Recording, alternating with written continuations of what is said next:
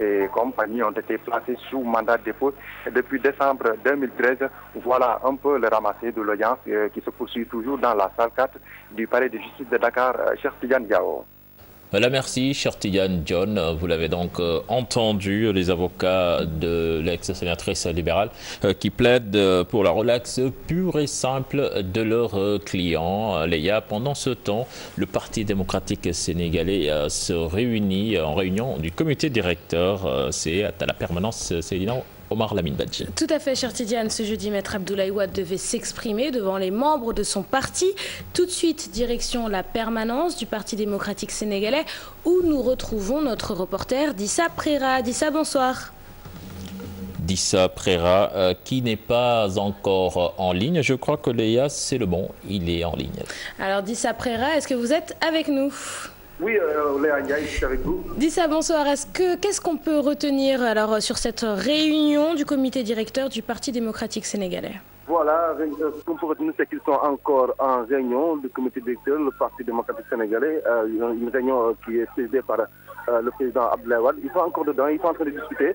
Aujourd'hui, il était prévu que ce soit un comité directeur de feu. Wade devait régler ses comptes avec certaines personnes qui voulaient qu'il quitte le secrétariat général du PDS, mais on ne sait pas encore ce qui s'est dit à l'intérieur. La réunion a duré une heure de temps, un peu plus d'une heure. Il y a beaucoup de responsables du Parti démocratique sénégalais qui sont présents, les Omar Sarr, les Baragay. Ils sont tous là. Wade est en train de leur parler actuellement. C'est lui qui prend la parole. On nous a interdit, nous journalistes, d'entrer dans la salle pour savoir réellement ce qui se dit là-dedans. Mais on attend d'ici 5 à 10 minutes, ils vont sortir et nous allons savoir ce qui s'est dit à l'intérieur, ce qui s'est dit au niveau de ce comité directeur du Parti démocratique sénégalais. Il faut dire que il n'y a pas beaucoup de militants ici aujourd'hui, il y a quelques militants qui sont là. Et puis, la salle également n'est pas très pleine comme d'habitude. Mais Wade est là quand même, bien là, et il est en train de parler actuellement à ses militants. Nous attendons qu'ils sortent et qu'ils nous disent vraiment de quoi il a entretenu ses militants cet après-midi, Léa Ndiaye. Merci beaucoup Dissa Préra. Réunion donc du comité directeur du Parti démocratique sénégalais. Nous y reviendrons dans nos prochaines éditions, cher Tidiane. Nous parlons de toute autre chose avec la 4G annoncée au Sénégal. Déjà, des voix s'élèvent pour fustiger les conditions d'attribution. Birahim Seck du Forum civil crie à la fraude. Il reproche à la RTP de vouloir délivrer cette licence uniquement aux Marocains et aux Tunisiens. Écoutons-le, ses propos sont recueillis par Fatou Bintou Conté. Tout récemment, il y a une décision qui a été rendue par l'autorité de régulation des marchés publics, la RMP, donnant la possibilité, ou bien accordant la possibilité à la RTP de négocier, je reprends. Voilà, je reprends. Il y a une décision qui a été prise aujourd'hui par l'autorité de régulation des marchés publics qui donne la possibilité à la RTP d'établir une liste restreinte suite, entre guillemets, parce que ce sont les propos de la RTP, suite à un benchmarking de consultants au niveau du Maroc et de la Tunisie. Ce qui constitue en réalité une sorte de fraude pour l'assistance également de la RTP dans la mise en place ou bien la mise en œuvre du projet 4G. Nous parlons à présent de cette importante saisie de poissons au marché de Tamba. Le service régional des pêches exige des cartes professionnelles. C'est pour veiller donc au respect des normes d'hygiène et de salubrité. Les micro-mareyeurs crient au scandale et réclament au marché central aux poissons. C'est une correspondance signée Moussa Oumargueya. Matinée mouvementée chez les vendeurs de poissons au marché central de Tambacounda. Il s'est agi en effet d'une opération de ramassage des produits halieutiques auprès des commerçants non détenteurs de cartes mareyeurs.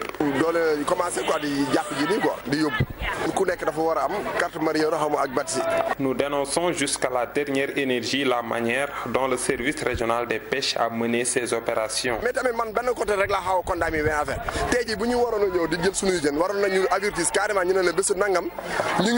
Ces agents nous ont pris au dépourvu.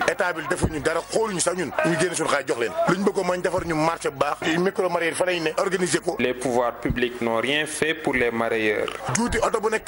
Nous nous acquittons régulièrement des taxes municipales. Nous exigeons à cet effet la construction d'un marché central aux poissons à Tambacounda.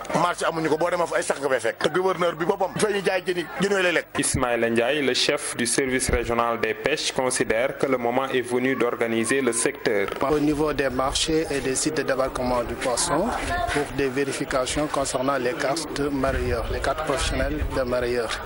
En fait, c'est prévu par la loi. Chaque personne qui vend du poisson au Sénégal doit se doter de la carte mareyeur. C'est une carte qui nous permet d'identifier les acteurs, de les organiser, éventuellement pour les former, les assister et les encadrer, et de pouvoir aussi suivre la traçabilité du produit. Et donc, c'est la première fois, parce qu'à Tambacounda, les gens ne connaissaient pas, n'avaient pas cette culture-là. Une pénurie de poissons a été plus ou moins ressentie par les consommateurs en fin de matinée au marché central de la capitale orientale. Direction Mauritanie à présent, des milliers de Hératines dans les rues de Nouakchott ce mercredi. L'objectif est de marquer le premier anniversaire de leur manifeste pour la reconnaissance de leurs droits politiques, économiques et sociaux. Également appelé Mort Noire, ils se considèrent comme marginalisés. Suivons ce reportage de notre envoyé spécial à Nouakchott, Mohamed Diop. La marche a reçu un large soutien des partis politiques de tous bords, mais aussi des centrales syndicales et de la société civile. À ce jour, leurs principales revendications n'ont pas encore été satisfaites. Nos revendications politiques, nous voulons que les Haratines aient leur propre, qu'ils puissent exercer leur choix et qu'ils ne soient pas continuer à être instrumentalisés comme du bétail électoral.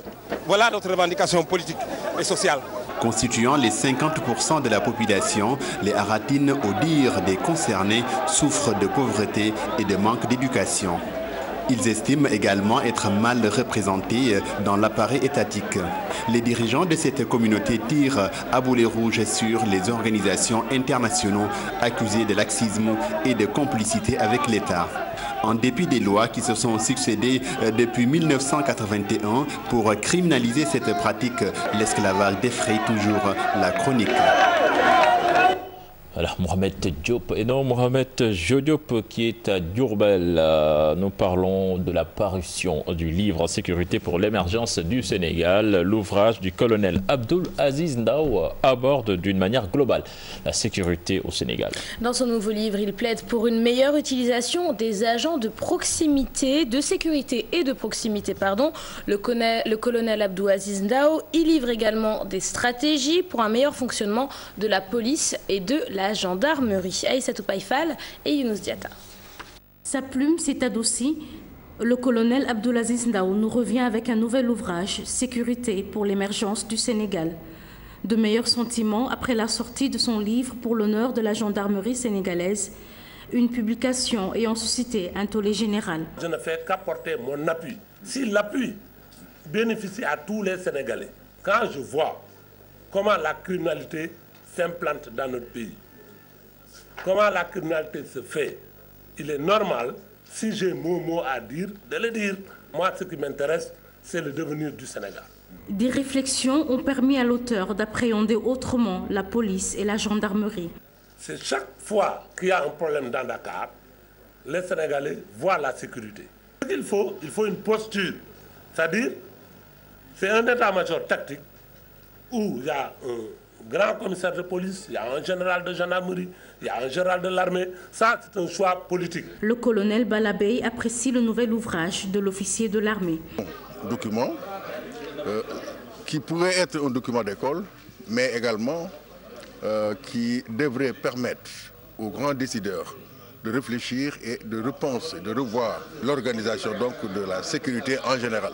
Après 40 ans de service dans la gendarmerie, le débat est ouvert sur les exigences de sécurité qui conditionnent la confiance des populations et la stabilité des institutions. Et puis cette information qui vient de tomber avant la page des sports concernant le procès Aïda Diong. Donc le délibéré est prévu le 28 juin prochain. Donc Aïda Diong et ses co-accusés connaîtront leur sort le 28 juin. Allez, on y va pour la page des sports.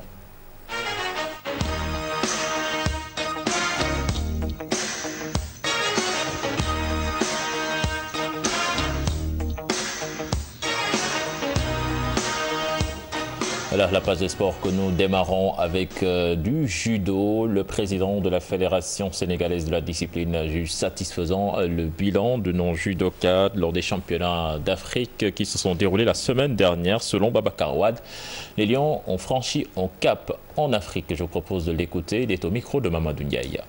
Le premier bilan qu'on tire de ces championnats, c'est un bilan c'est un petit satisfait. Un petit satisfait parce qu'on a pu quand même, tant chez les hommes que chez les dames, faire monter nos équipes sur le podium, ce qui ne s'est pas passé au Sénégal depuis fort longtemps.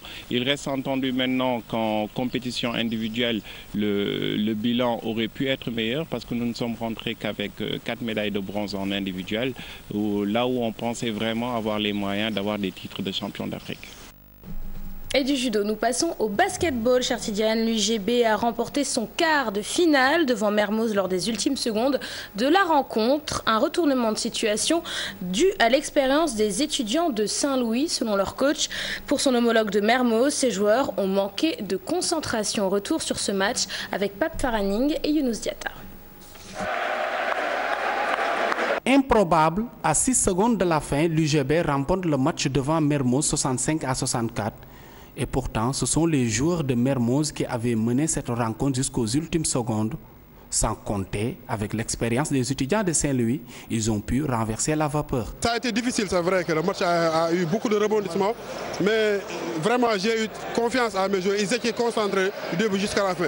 C'est pourquoi ça a été un match palpitant, mais je n'avais pas peur de l'espoir et mes joueurs étaient aussi à la hauteur. C'est pourquoi je les félicite beaucoup vraiment. Parce qu'on a fait un mauvais échauffement, on est venu un peu, c'est pas tardivement, mais on est venu, on avait trouvé un match de l'IASU.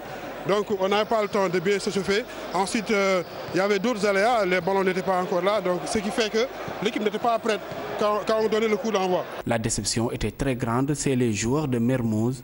Même à la mi-temps et au troisième quart-temps, ils étaient très proches de la victoire. Le manque de concentration a eu raison sur eux. Toujours manque de concentration. Parce que vous savez, perdre d'un point à la dernière seconde, c'est pas normal. Parce que quand même, on avait l'option de faire une faute. Les gosses nous sont déconcentrés parce qu'il fallait faire une faute. Parce que juste, on avait 3 fautes d'équipe. Donc s'il y avait faute, il fallait encore recommencer. Donc il fallait faire une faute.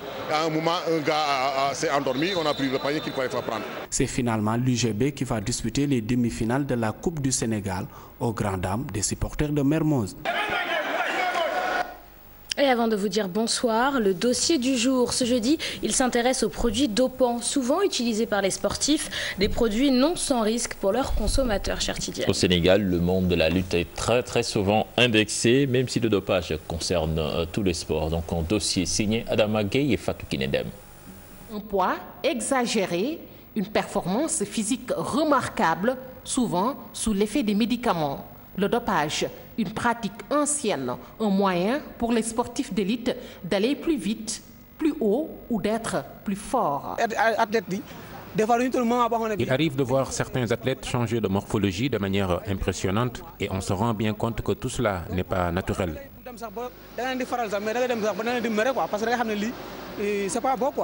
Aucune discipline sportive n'est épargnée par le dopage, y compris la lutte.